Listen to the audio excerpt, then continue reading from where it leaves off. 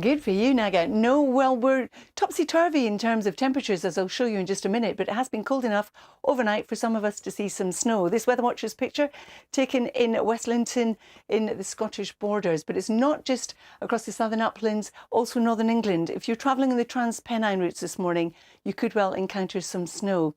Won't last. The whole lot is going to be pushing northeastwards. Now, for the rest of this week, it does remain unsettled.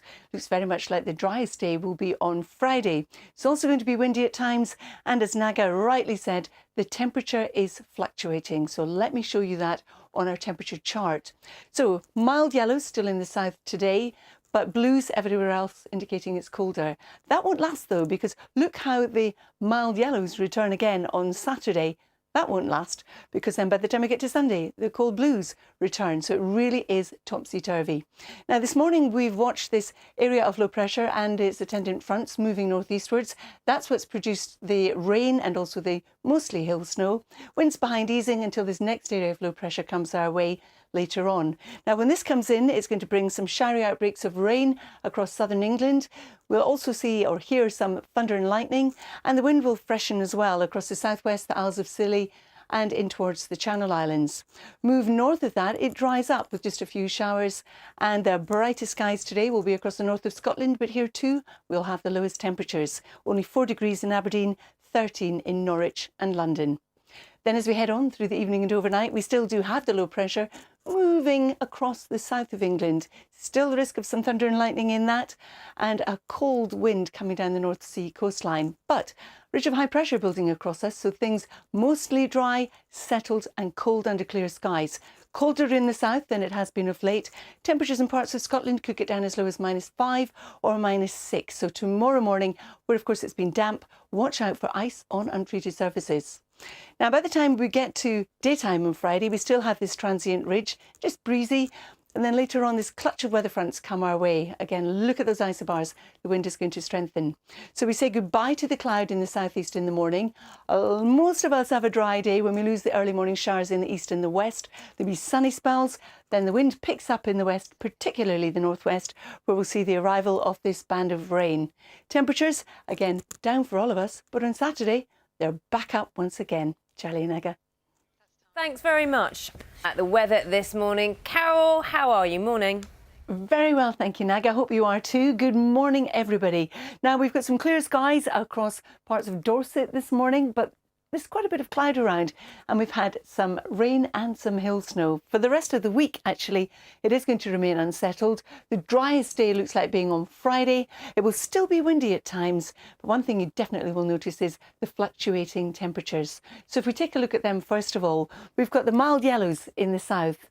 They're replaced by the colder blues as we go through the rest of today and tonight.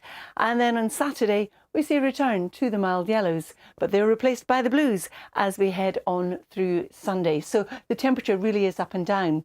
Now, overnight, we've watched an area of low pressure across us, bringing gusty winds, some rain, and also some mostly hill snow, but in some of the heavier bursts, some of that has got down to some lower levels. It will tend to move northeastwards and clear into the North Sea later. A lot of dry weather with a few showers and some drizzly bits and pieces. And then we've got our next area of low pressure coming in across southern counties of England, flipping into South Wales at times, and the wind here will also strengthen across the southwestern approaches and towards the Channel Islands. Now, temperatures in the south still in double figures, but you can see much colder as we push further north. And actually the best of the sunshine today will be across northern Scotland, but here we also have the lowest temperatures. Now, as we head on through the evening and overnight, our low pressure continues to push towards the east. Still quite gusty winds around it, but behind it, a transient ridge of high pressure settles in. The sky is clear and the temperature is going to drop. It's going to be a colder night in the south than we've been used to of late. But as we push further north, temperatures in some parts of northeast Scotland could get as low as -5 or -6. So where it's been damp, watch out for ice on untreated surfaces first thing in the morning. Now, during the course of Friday, we'll say goodbye to the cloud associated with that front. We still have this transient ridge of high pressure before a clutch of weather fronts come our way. So there goes the cloud from the southeast early on. A lot of dry weather, a few rogue showers in eastern and western areas to start with. They'll tend to fade. Then the wind strengthens in the west, heralding the arrival of our next Atlantic front, and that's going to bring in some heavier rain. cooler more or less across the board. So on Saturday, here's the front associated with that heavy rain. It's going to be pushing southwards. You can see the isobars. It's going to be a windy day on Saturday. The strongest winds will be across the northwest, where we're looking at gust to gale force. Here's the rain in Scotland. We could have as much as 100 millimetres of rainfall from this system, so there is the risk of localised flooding. But as we come further south, drier and brighter. But one thing again you'll notice are the temperatures widely back in double figures. Charlie Naga. Carol, thank you very much.